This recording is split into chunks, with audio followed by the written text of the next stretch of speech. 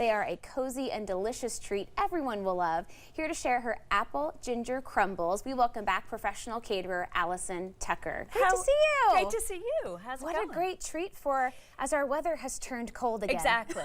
Exactly. I'm like, Jeez wait, Louise. I know it's a bummer, but we could still like have kind of cute and cozy things. An apple crumble seems like the perfect treat for today. I agree. Okay. So what I've done is this apple crumble, you know, there's crumbles and there's crisps and there's cobblers and there's grunts and there's fools and there's all of these different things.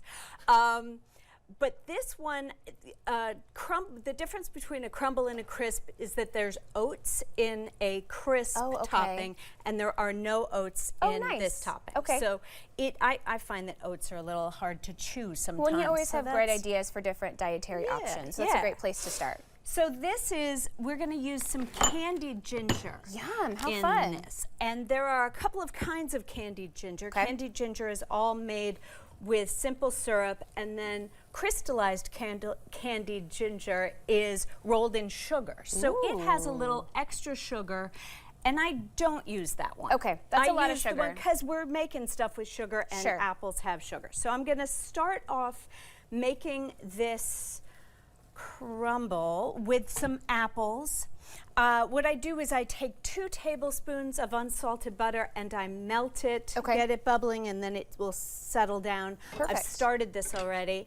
And then I put the apples that are peeled and chopped into about, you know, half-inch, inch-sized pieces, but little small ones, not like strips like you might do for a pie. Okay, Bite size, exactly. And then to this, I'm going to add 1/3 of a cup brown sugar. This is on a low temperature. Okay. So what we're doing is we're really getting it started in a pan. Okay. Okay. And then I have a 1/4 teaspoon of salt, a 1/2 teaspoon of cinnamon, and a 1/2 teaspoon of ground ginger. Okay. It's going to make some lovely smells. Nice. And the apples have already soaked up all that butter really quickly. That's going to be so delicious. And the salt is now going to bring the moisture out. So they're going to get caramelized in the pan. Beautiful. And then I've got 2 teaspoons of cornstarch. That's going to thicken it. And then I've got 2 tablespoons of candied ginger that I've cut up into little tiny pieces. Beautiful. So that goes in there, and that's going to cook for about 7 minutes. Okay. Okay. During which time we're going to make the topping. Beautiful. Okay. So we have 4 tablespoons of butter that I melt, and then I just leave it. Okay. I bring it to room temperature so it's not super, super hot. Okay. You have 1/3 of a cup of all-purpose flour, 1/3 of a cup of chopped pecans. Yum. Or pecans. You have 2 tablespoons of brown sugar and 1 tablespoon of white sugar. I like the combination of sugars because they sweeten differently and they react differently in the crisp, in the crumble topping. Yeah. And then you have a 1/2 teaspoon of salt with a full teaspoon of cinnamon and full teaspoon of ground ginger. So much flavor. So much flavor. And then here is the melted butter. Okay. And you put this into here. Oh, it smells so good. And the truth is that really what you want to do is you want to make sure that every area of flour gets moistened by the butter. That makes sense. Because raw flour, less interesting in your mouth. Yeah, Just we don't want that. taste good. No. So, preheat your oven to 375 degrees. Have some beautiful. This is coming together quick too. This is such a simple recipe.